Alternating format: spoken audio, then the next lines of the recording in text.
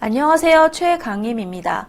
이번 시간에는 머신러닝의 기법 중 하나인 지도학습에 대해서 살펴보는 시간을 갖도록 하겠습니다. 먼저 지도학습 개요에서 지도학습의 개념에 대해서 살펴보고요. 그리고 지도학습의 주요 과정들을 알아보도록 하겠습니다. 그리고 지도학습의 대표적인 종류인 분류와 회귀에 대해서 알아보고 파이썬을 활용한 간단한 사용 예를 같이 살펴보도록 하겠습니다. 그리고 마지막으로 지도학습의 장단점을 정리를 해보고 마무리를 하도록 하겠습니다.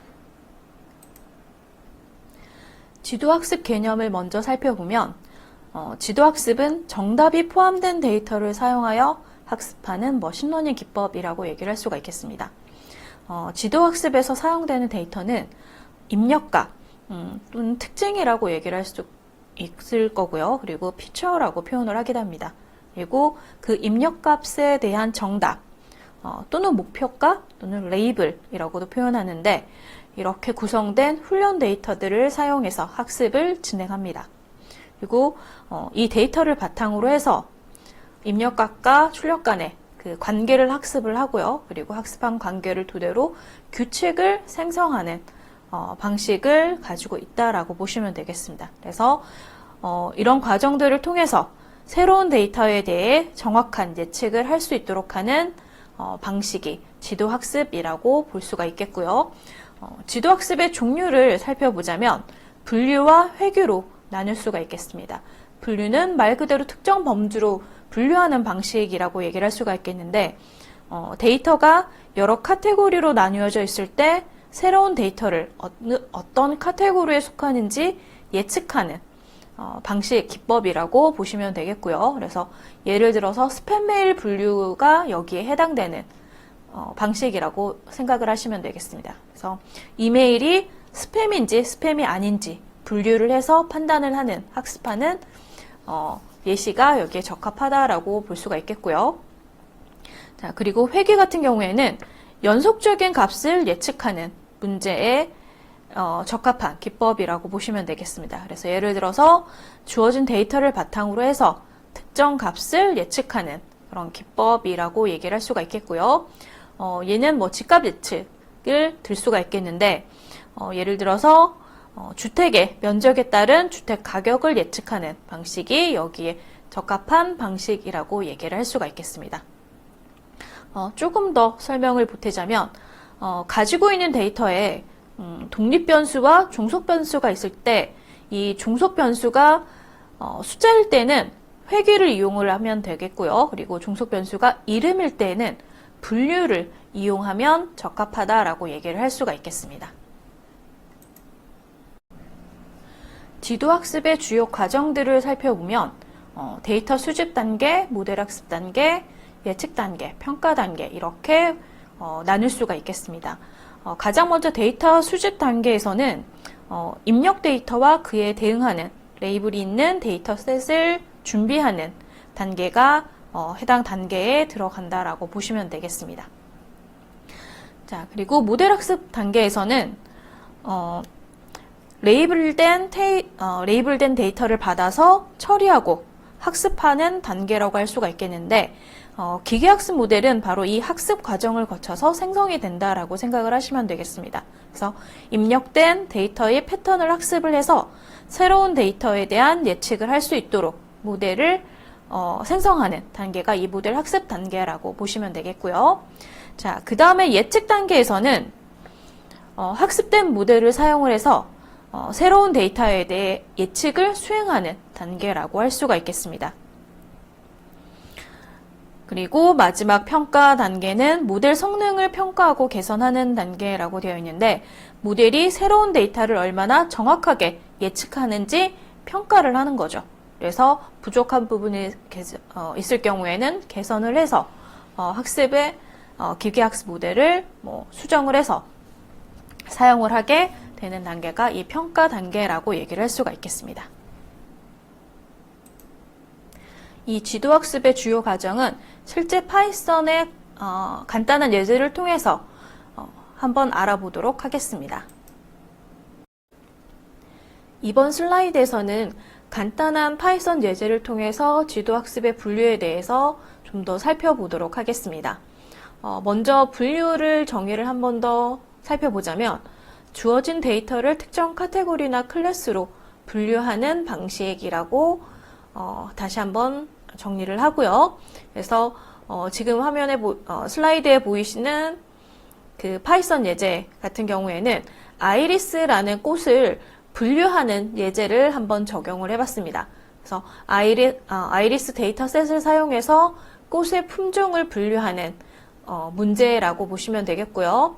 그리고 여기서는 그 중에서도 파이썬에서 제공되는 그 랜덤 포레스트 모델을 사용해서 분류하는 예제를 살펴보도록 할게요. 오른쪽에 보이시는 파이썬 코드는 아이리스 데이터셋을 사용을 해서 랜덤 포레스트 모델을 학습시키고 그 성능을 평가하는 예제라고 보시면 되겠는데 이 예제는 지도학습의 분류 문제에 해당이 되고요. 그리고 꽃의 특징을 바탕으로 꽃의 품종을 예측하는 작업을 수행하는 과정을 보여주고 있습니다. 그래서 조금 더 세부적으로 살펴보자면 먼저 위에 있는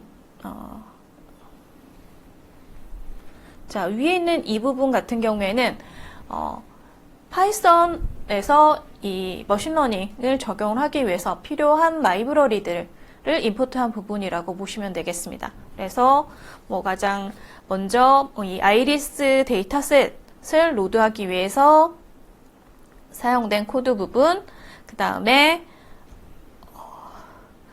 데이터를 훈련 데이터와 테스트 데이터로 분류하기 위해서 사용된 부분, 그리고 랜덤 포레스트 분류 알고리즘을 사용해서 모델을 학습시키기 위해서 임포트한 부분이 되겠고요. 그리고 마지막으로 모델의 예측 정확도를 평가하기 위해서 사용되는 라이브러리 부분이라고 보시면 되겠습니다.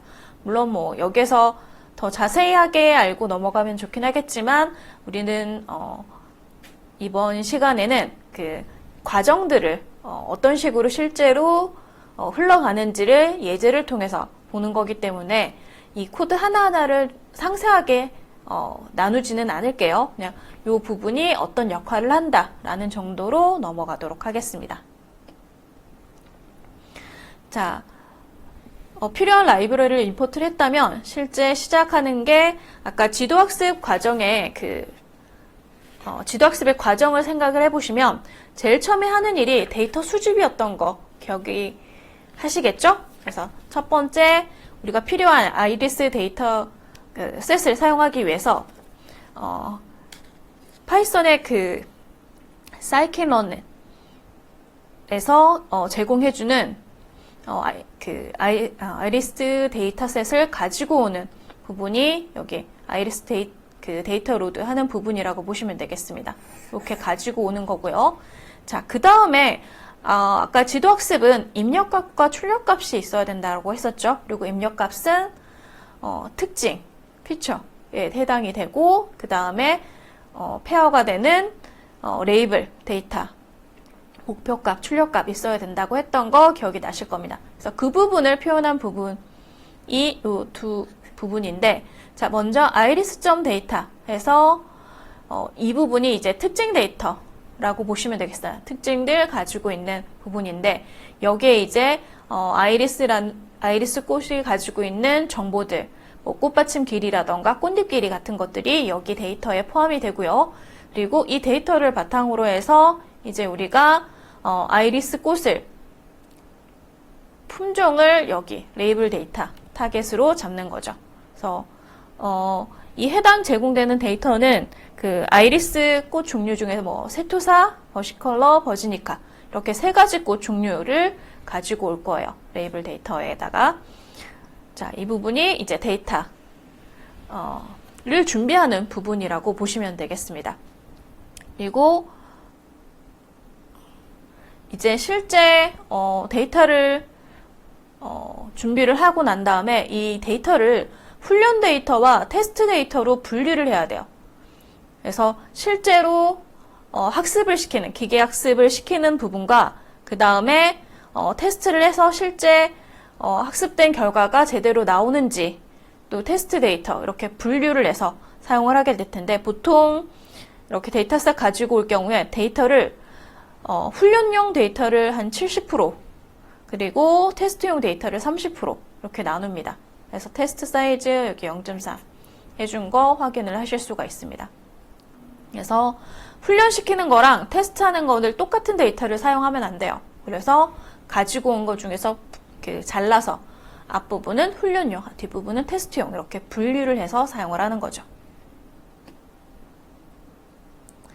자, 그 다음에 이제 실제 모델을 학습하는, 그러니까 사실은 여기까지가 데이터를 준비하는 단계라고 보시면 되겠고, 자, 이제 모델을 학습하는 단계가 이 부분에 해당이 된다라고 보시면 되겠습니다. 그래서 여기서는 제공되는 랜덤 포레스트 모델을 사용할 거라고 했죠. 그래서 위에서 임포트한 해당 랜덤 포레스트 모델을 가지고 오고요. 객체를 하나 생성을 하고, 자, 그 다음에 여기에 위에 있는 훈련 데이터로 학습을 시키는 부분이 바로 이 부분이라고 보시면 되겠습니다. 그래서 우리가 학습할 모델을 가지고 오고 실제 데이터를 넣어서 학습하는 부분이 여기에 해당이 된다라고 보시면 되겠습니다. 자, 그러면 우리 데이터 준비했고요. 모델을 학습을 시켰어요. 그 다음 단계는 예측하는 단계죠. 그래서 이번에는 테스트 데이터로 예측을 수행을 합니다. 자, 아까 우리 여기에서 데이터 가지고 온 거 70, 30 나누었었죠? 그래서 나머지 30을 가지고 우리 테스트 데이터를 가지고 이제 실제 예측을 수행을 하게 됩니다. 이런 값을 가지고 오고요. 그리고 자, 마지막 단계가 평가 단계였던 거 기억이 나실지 모르겠는데, 어쨌든 마지막 평가 단계에서 이제 파이썬도 제공해주는 이 함수를 통해서 테스트 데이터의 실제 값과 예측 값을 비교해서 정확도를 계산을 하는 거예요. 모든 데이터가 입력값과 출력값 이렇게 쌍으로 존재하니까 마지막에 이 테스트 데이터에서 이 입력값을 넣었을 때 해당되는 출력값이 나오는지 평가하는 부분이 이 정확도 평가 부분이라고 얘기를 할 수가 있겠습니다. 그래서 이렇게 가지고 와서 평가를 했을 때 여기 실제 값을 출력을 했을 때 어떻게 나오는지 보기 위해서 제가 모델의 정확도 해서 값을 찍어봤어요. 지금 모델의 정확도 1.0이라고 나온 거 확인이 되실 겁니다.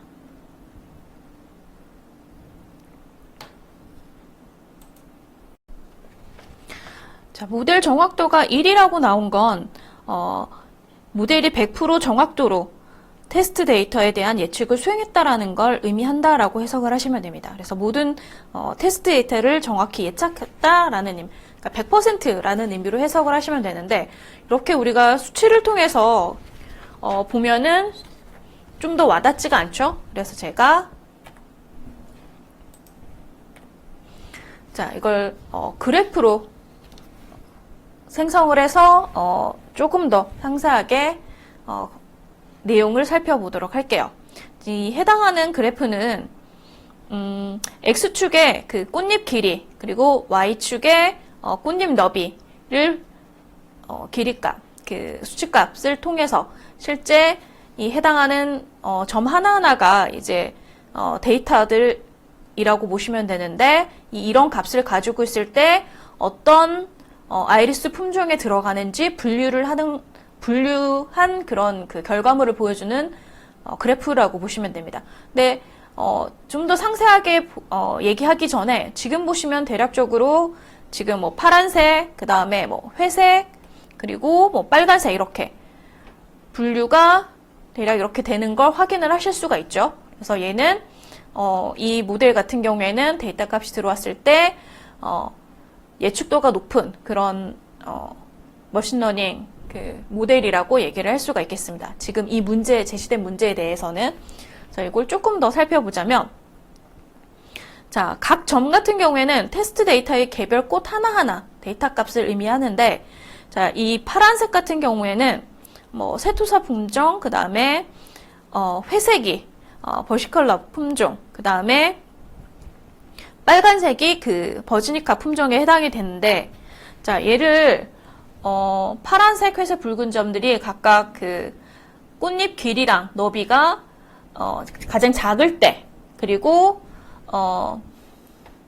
중간 정도 사이즈일 때, 그리고 가장 클 때, 이렇게 확연하게 나뉘어서, 품종이 나누어지는 걸 볼 수가 있죠. 그래서 이 모델 그래프를 통해서 우리가 앞에서 1.0이라는 수치값만으로는 와닿지 않지만 이 그래프를 보면 얘가 잘 수행된 잘 생성된 모델이고 예측값을 정확하게 표현하는 모델이구나 라는 걸 판단을 할 수가 있겠습니다. 이번에는 간단한 파이썬 예제를 통해서 지도학습의 회귀에 대해서 좀 더 살펴보도록 하겠습니다. 회귀의 정의를 다시 얘기를 하자면 연속적인 값을 예측하는 방식이 여기에 해당이 되고요. 그래서 이번 예제는 주택가격을 예측하는 문제를 적용을 해보도록 할게요. 그래서 주택가격 데이터셋을 사용해서 집의 면적, 방의 수 등과 같은 특징을 기반으로 해서 주택가격을 예측을 해볼 거고 이번에는 회귀 방식 중에서 선형 회귀 모델을 사용을 해볼 거예요.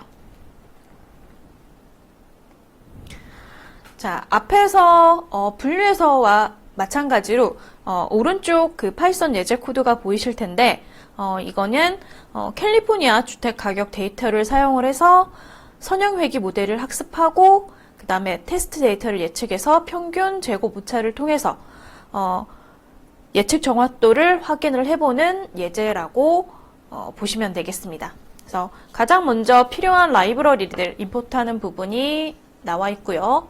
그래서 여기에서는 우리가 여기서 그냥 마찬가지로 그 파이썬 사이클론 그 라이브러리에서 제공해주는 캘리포니아 주택 가격 데이터를 로드를 해서 그냥 쓸 거예요. 이 부분이 여기에 들어가고요. 자, 그리고 마찬가지 얘도 지도학습 방법이기 때문에 훈련용 데이터랑 그 테스트 용 데이터 분리하는 함수 사용할 거고요. 그리고 아까 얘기했다시피 선형 회귀 모델을 사용할 거기 때문에 해당 모델 가지고 올 거고요. 그리고 이번에는 예측 평가도 이용하는데 그 평균 제곱 오차를 계산하는 함수를 이용을 할 겁니다. 리포트하는 부분이고요.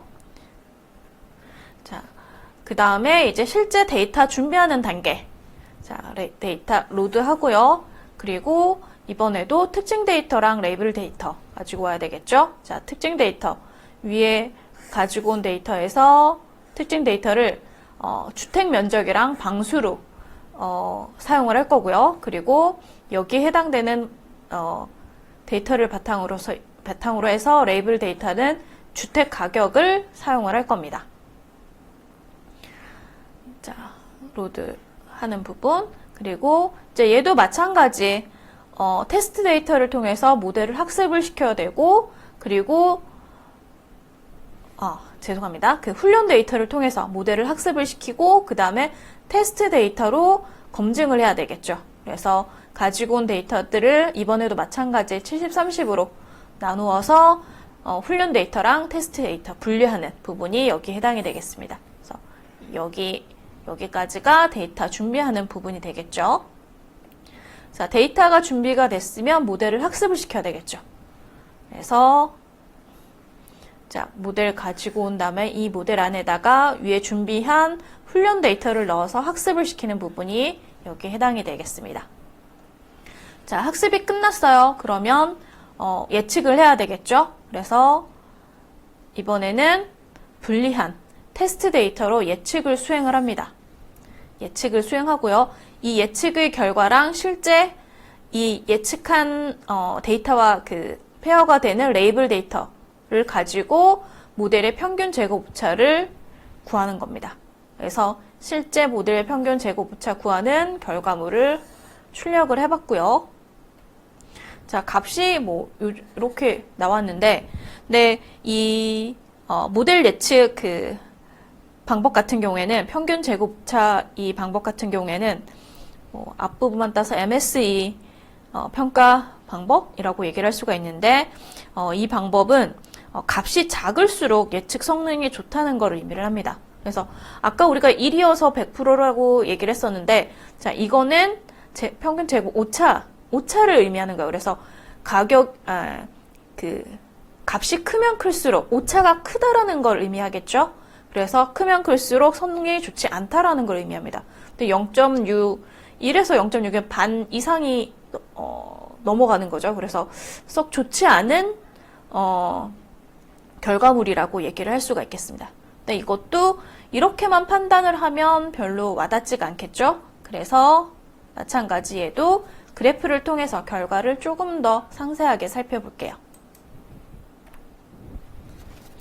자, 지금 보시면 그래프를 생성을 했는데, 이제 실제 주택 가격과 그 다음에 예측된 주택 가격을 표현을 한 거예요. 그래서 X축, 지금 X축 여기 나와 있는 게 주택의 특징을 나타내는 부분, 그래서 면적 방수를 표현된 부분이라고 보시면 되겠고요. 그리고 Y축 같은 경우에는 단위 이렇게 10만 달러 단위로 되어 있는 거 보이시죠? 그래서 요거는 주택 가격을 얘기하는 부분이 Y축이라고 보시면 되겠습니다. 그래서 캘리포니아 주택 가격 데이터를 바탕으로 해서 선형회귀 모델을 적용했을 때 이걸 시각화한 그래프라고 얘기를 할 수가 있는데, 이제 여기서 파란색 점들 있죠? 여기 보이는 이 파란색 점들이 실제 주택 가격이고요. 이 빨간색 선, 제가 빨간색을 사용해서 이렇게 그냥 표현할게요. 그래서 이 빨간 선이 이제 선형회귀 모델이 예측한 주택 가격을 의미를 합니다. 그래서 사실 이 그래프로 얘기를 하자면 이 파란색 점들이 이 빨간색 선에 근접하게 붙어 있으면 오차가 그만큼 적다라는 걸 의미를 하고 예측을 잘했다라고 분석을 할 수가 있어요. 근데 지금 그림을 보시면 아까 오차 그 수치값이 굉장히 컸죠? 그래서 지금 보시면 여기 파란색 선이 여기에 해당되면 이 정도는 와야 되는데, 여기 이렇게 이 선에서 굉장히 많이 떨어져 있는 점들, 심지어 여기까지 이렇게 되어 있는 걸 볼 수가 있죠. 그래서 이 모델 같은 경우에 이 방법은 머신러닝 머신러닝 학습을 했을 때 문제를 해결하기에 적합하지 않았던 방법이라고 얘기를 할 수가 있겠습니다. 자, 그래서 이 선형회귀는 특징 값과 가격 사이에 일종의 지금처럼 선형 관계가 있다라고 가정을 하는데, 주택가격 데이터가 여기 보시면 상당히 넓게 분포되어 있기 때문에 그 예측 성능에 한계가 있었다라는 거 얘기를 할 수가 있겠죠. 자, 앞에서 첫 번째 분류에서 좋은 예시가 나왔다면, 이번에는 테스트를 했을 때 성능이 좋지 않은 예시, 어쨌든 이런 식으로 동작이 될 수도 있다라는 거. 자, 그러면 얘를 이제 성능을 개선을 해서 사용을 해야 되겠죠. 그래서 그러기 위해서 마지막에 우리가 평가까지 들어갔었던 거, 이렇게 예를 들어서 얘기를 할 수도 있겠습니다. 이렇게 두 가지 실제 파이썬 예제를 통해서 지도학습 과정이 어떤 단계로 이루어지는지 살펴봤습니다. 이제 지도학습의 장단점을 정리를 한번 해보도록 하겠습니다. 지도학습의 장점은 높은 정확도, 다양한 응용 가능성, 해석의 명확성을 얘기를 할 수가 있겠는데, 지도학습은 레이블링된 학습 데이터 덕분에 알고리즘이 어떤 목표를 향해 나가지 분명하게 알 수가 있어요. 그래서 모델의 성능을 객관적으로 평가를 할 수가 있습니다. 그래서 잘 정의된 목표로 인해서 높은 정확도를 달성할 수 있는 그런 장점을 가지고 있다라고 얘기를 할 수가 있고요. 그래서 다양한 분야의 높은 정확도를 장점으로 가지고 있는 방식이라고 얘기를 할 수가 있겠습니다. 예를 들어서 의료 분야에서 환자의 진단 데이터를 통해서 특정 질병을 진단을 할 때 적합한 그런 학습 방법을 얘기를 할 수가 있을 거고요. 그리고 예측 결과에 대해서 해석이 비교적 명확하다는 장점을 가지고 있는 게 지도학습이라고 얘기를 할 수가 있습니다. 그래서 예측이 레이블과 직접적으로 연관이 있기 때문에 어떤 결론에 도달했는지 이해하기가 쉬운, 이렇게 연결을 할 수가 있어요. 그래서 지도학습의 장점이 이렇게 정리를 할 수가 있겠고요. 반면에 단점으로는 레이블링된 데이터가 필요하다라는 거. 그래서 데이터 준비 단계에 시간이라던가 비용이라던가 이런 것들이 많이 든다는 그런 단점을 가지고 있다라고 얘기를 할 수가 있겠습니다. 그리고 과적합 가능성이라고 얘기를 또 할 수가 있겠는데, 자, 이거는 모델이 훈련 데이터에 과도하게 적합돼서 너무 잘 맞는다라는 얘기죠. 그래서 새로운 데이터에 대한 일반화 성능이 떨어질 수가 있습니다. 그래서 이럴 경우에는 교차 검증을 통해서 기술을 다시 한번 결과를 확인을 하는 게 좋다라는 거. 그리고 마지막으로 비선형 문제에 다루기 좀 어려운 그런 특성을 가지고 있다라고 얘기를 할 수가 있겠습니다. 그래서 일부 간단한 모델 같은 경우에는 비선형 문제를 해결하기에 좀 어려운, 그래서 이를 극복하기 위해서 좀 복잡한 모델이 적용이 돼야지만 원하는 예측 정확도를 얻을 수 있는 그런 단점을 가지고 있는 게 지도학습이라고 얘기를 할 수가 있겠습니다. 즉 지도학습은 정확한 예측이 가능하고 다양한 문제에 적용이 가능한 장점을 가지고 있지만, 얘는 항상 입력값과 출력값이 페어가 있어야 되죠. 그래서 정답이 없는 데이터셋에서는 적용이 불가한 단점, 그리고 레이블링 비용이 많이 든다는 단점을 가지고 있는 기법이라고 정리를 할 수가 있겠습니다. 여기까지 지도학습에 대해서 간단하게 살펴봤습니다.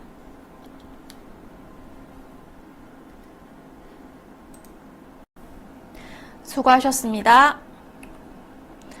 본 동영상은 과학기술정보통신부 및 정보통신기획평가원의 SW 중심대학 사업 지원을 받아서 제작되었습니다.